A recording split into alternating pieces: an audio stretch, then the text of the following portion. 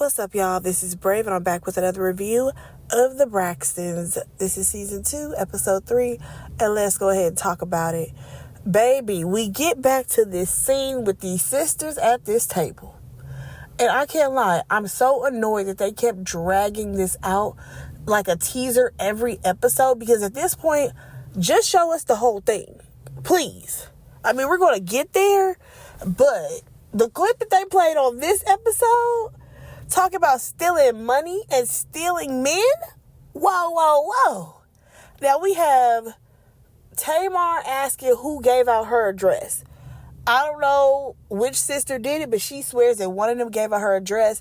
And Tawanda decided to pipe up and be like, well, it wasn't me. And because she said she doesn't know Tamar's address. Now, Tamar does point out the fact that Tawanda never stops by her house. And that's because Tawanda don't like you, girl. Tawanda has never liked Tamar. I don't know what it is, but she absolutely cannot stand her sister. Okay? Well, this took a turn, y'all. Because Tamar's like, yeah, but I do know where you stay because I paid the down payment on your house. There was no, oh, but Tamar, we paid you back. There was none of that. So it sounded like Tamar paid the down payment and that was just that. Okay? It doesn't sound like she was ever reimbursed. Then they talk about all this other stuff, and Tamar mentions how Tawanda was stealing money from her, spending money on her credit cards, and I'm like, whoa. Now, if y'all had all of this going on, was this recent?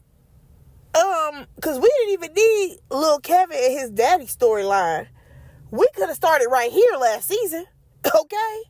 So then Tawanda, she's like, oh, you want to talk about stealing? Because she didn't deny that she was using them cards either. She's like, yeah, but you stole Tony's man. And y'all, she actually said a name, because Tamar's like, I ain't steal nothing. Whose man? What man? I ain't stole no man. And according to Tawanda, she slept with somebody. Now, I don't know what name she said because it was blurred out and bleeped out, so we don't know who it was. And I don't think it was Carrie. I don't think it was her ex-husband, Carrie. Because I'm like, whatever name it wasn't just one name. Because I feel like if it was her ex-husband, they would have just been like, Carrie.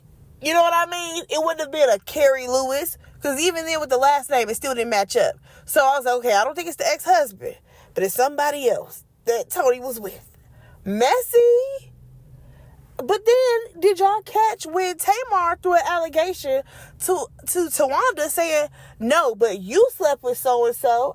He said that he slept with you.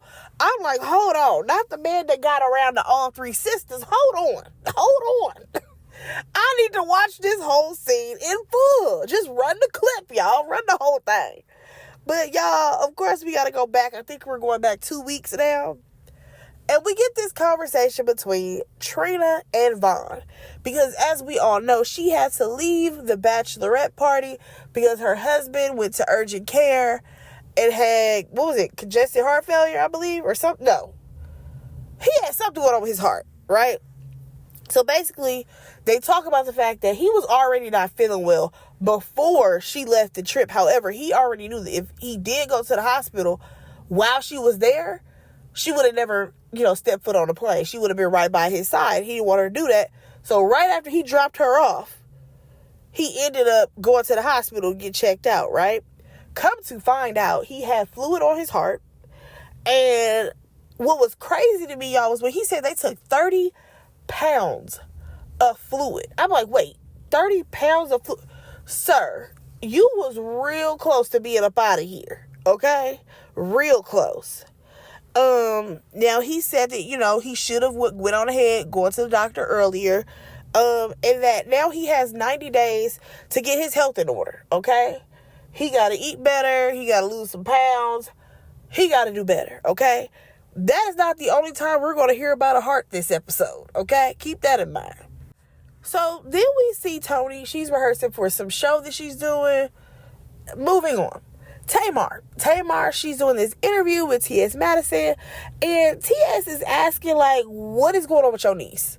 Because out of nowhere, your niece has come forward saying all these things about the family, but Tamar can't talk about it because of the cease and desist letter. Now, this is where things took a turn for me. TS goes on to say that, my co-host feels like your family just likes drama. First of all, TS, no offense, where is said co-host? Where is this person? Because I find it very convenient that you're saying this now when that person is not in the room. If they felt that way, say it with your full chest and say it straight to Tamar's face, okay? But Tamar, she's like, nah, I just think that your co-hosts, they don't like us. They don't like our family. I said, okay, that could very well be true.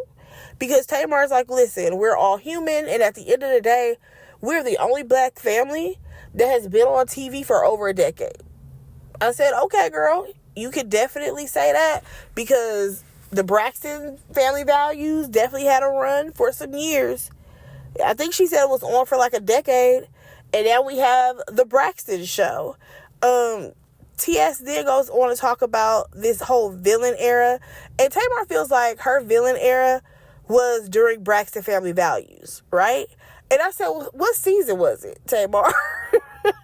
Like, if you was going to be in a villain era, that means you was in a villain era for 10 years? That's crazy work, okay? I will say this. When it comes to Tamar, do I hate Tamar? No.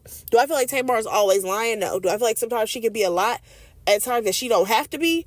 Absolutely. She be putting on sometimes.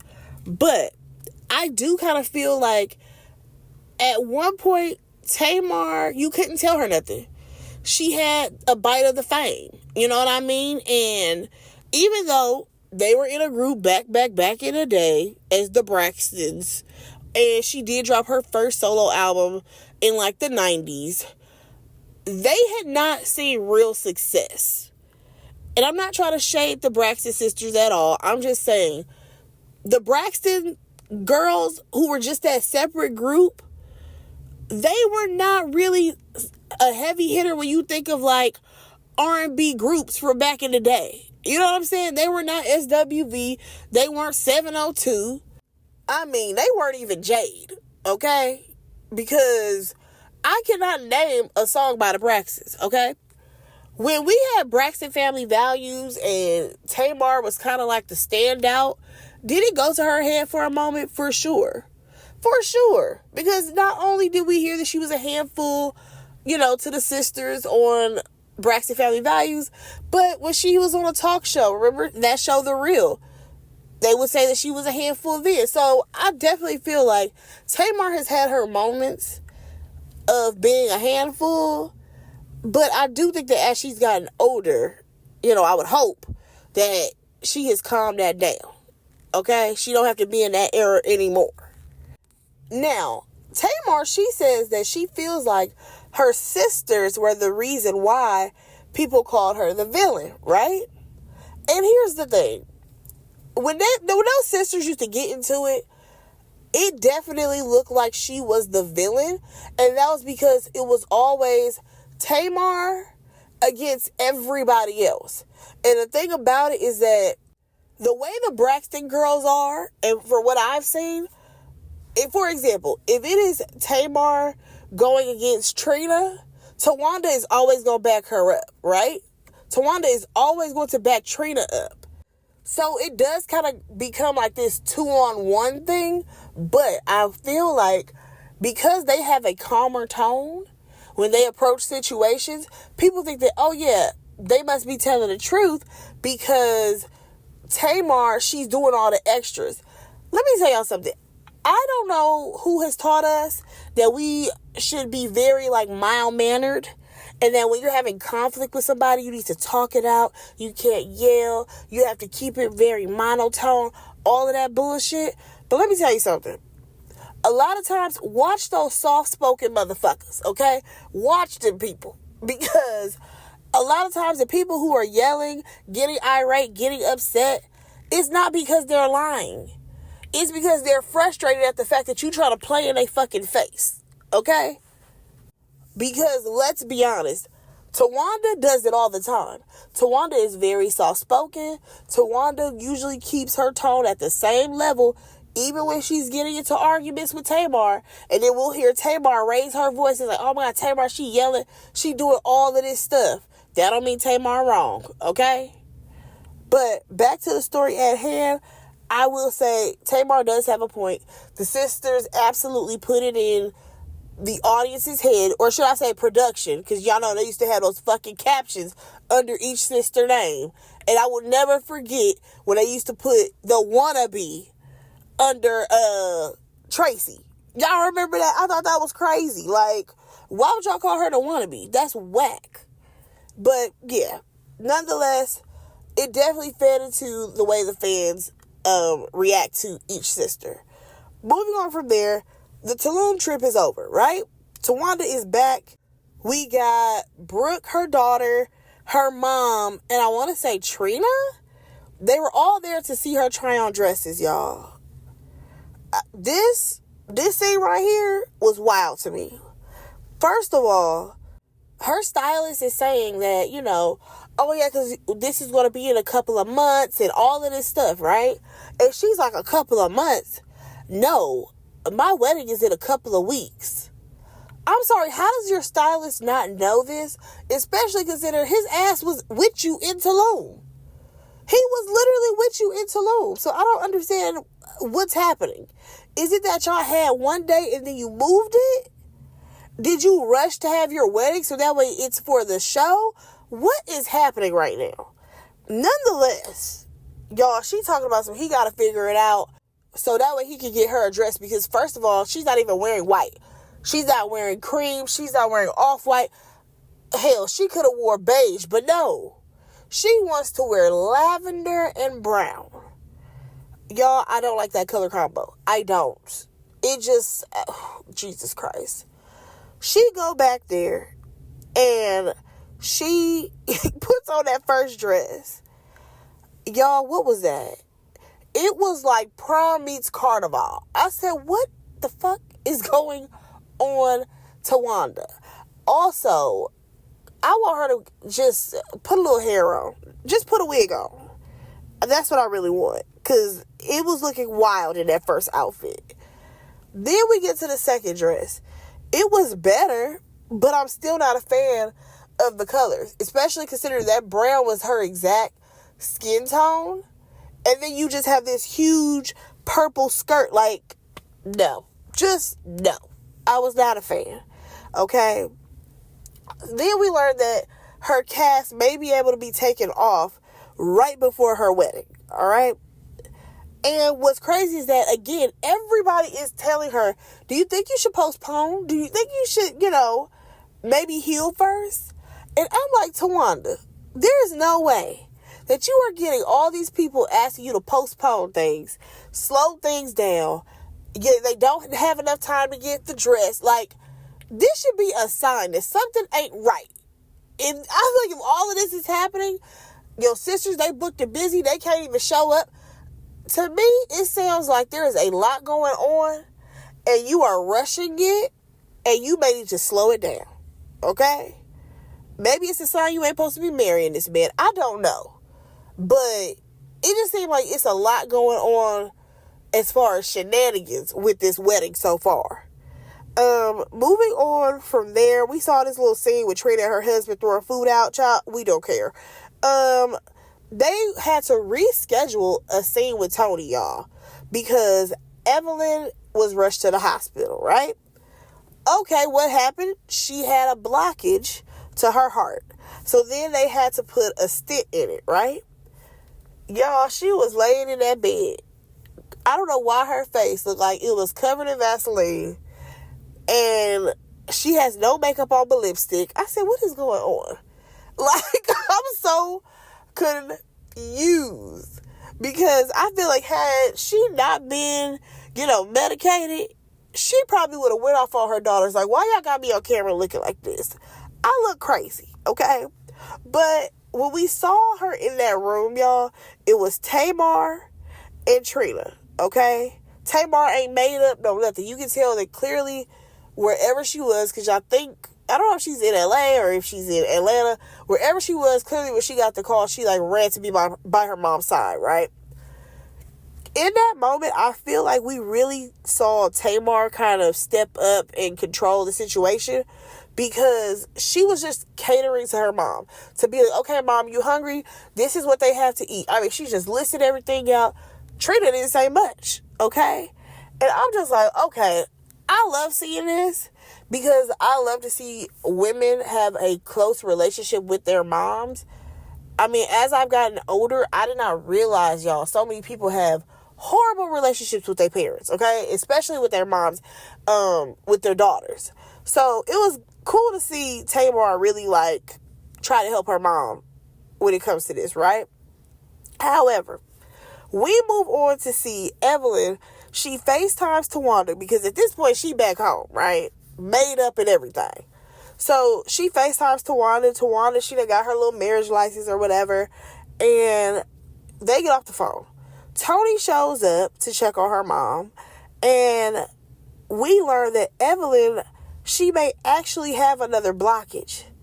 But because they had already put the dye in her, they didn't want it to damage her kidneys. So there is a chance that she may have to have another surgery. I'm like, hold on. Miss E, as well as Vaughn, y'all going on a diet, okay? I don't know what's going on, all these blockages and fluids on y'all hearts, but get it together, okay? We don't got time for all this. Now, y'all, this is where things took a turn for me.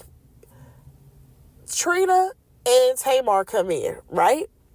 And Tamar's like, why did we have to find out that you were having surgery from Logan? And I'm like, wait, the child? And Evelyn's like, well, I didn't think that this was going to be the procedure. I thought I was going in there for something else. Girl, what did you think you was going in there for? Because I feel like there are steps that have to happen before they're able to do the whole dye, to test it out, to see if there's any blockages. Like, I feel like there's something that you may have to avoid eating, or you can't eat or drink for a certain amount of hours or something like that. Evelyn, I feel like you knew about this.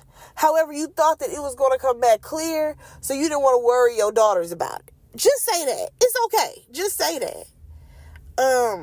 So Trina, in her confessional, y'all, she says that, they are all putting up a united front because of Evelyn's surgery. However, everybody feels some type of way about the podcast. Here is my motherfucking problem, y'all. We are on episode 3, right? Tamar has received a cease and desist about this podcast. I thought that this was so that she would not be able to drop the episode. She would not be able to talk about, the situation on the podcast. I don't understand why we're over here tiptoeing around the situation. It makes no sense to me. Like, I just feel like at some point y'all could have absolutely hit Tamar up and been like, hey, we don't appreciate the fact that you actually went through with this podcast. We would have rather you may have tried to get the ladies together. Maybe you could have tried to get Ashley and Trina to have a conversation rather than doing a podcast. That makes more sense to me. I'm just so confused as to why they never had like a conversation. But I guess that's what we had when we got to that damn dinner table, right? Because that is what we see last. The ladies are meeting up at this final dinner, okay? Well, I wouldn't say final, but they're finally meeting up for dinner. And we see Tamar, she's like, I've gotten my cease and desist. And according to her, when she got it, she texted the group chat like, what is this? What's all this about? And nobody responded. See, that's that BS that the women be on. Because I feel like if y'all are able to send a letter out, stand in that shit. Be like, you know what? We just didn't feel like as a family that podcast needs to be, released. However, we can talk about this in person. We can talk about this on the phone. So that way we can get some understanding. But I just don't want, the family business to continue to be spread. Which is fine. Because let's be so fucking clear. That whole situation, to me, it sounds like the family who was involved in it and who were close to that situation knew about it. really, a lot of stuff is not for public consumption. It's not. And a podcast is absolutely public consumption. This TV show is public consumption. However, when it comes to the TV show, they put out what they want to put out. Okay? And they, as a collective, seem to be able to control what comes out and what doesn't. Okay? Which is fine. Because honestly, you owe to keep some things to yourself. Okay? However, some type of way they start talking about how Tony don't like slime. Don't care about that. However, I think it was Tamar, she asked about Tulum, and, Tawanda, she was like, oh yeah, it was good, and then she's going on about all the things that she got to work on for the wedding, and Tamar's like, yeah, well, shouldn't, the maid of honor be helping you with that? And here's the thing. Tawanda says, well, all of you are my maids of honor. But here's the thing. The only person who's really involved is Trina, okay? Now, according to Tamar, she was the only one who had this maid of honor title. And Tawanda, then I think in her confessional, she says that she gave nobody that title. So I'm like, so did you? I'm confused. But then also, I'm like, okay, maybe this is what happened. This is what I'm thinking. Maybe she actually did have nobody be her maid of honor. And here's why I'm thinking this. And it's because at the bottom of the screen, right? I kept seeing every time they would put one of her friends' name on when they were in Tulum, it would say Lady of Honor. Could it be a thing where Tamar misread it? And instead of it saying Maid of Honor, it actually said Lady of Honor? And she thought that's what it was? I'm confused. Tamar, take a picture of the box. Show us what the invitation looked like so that way we can see if it said Maid of Honor or Lady of Honor, because this is all some confusion, okay? But y'all, that was pretty much where the episode ended. The mess is coming on the next episode, okay? I think we're finally going to see the full sit down, hopefully. And that was pretty much that. Go ahead and like, comment, subscribe to our channel. Let me know what y'all thought about this episode. And I will talk to y'all in my next review. Bye, guys.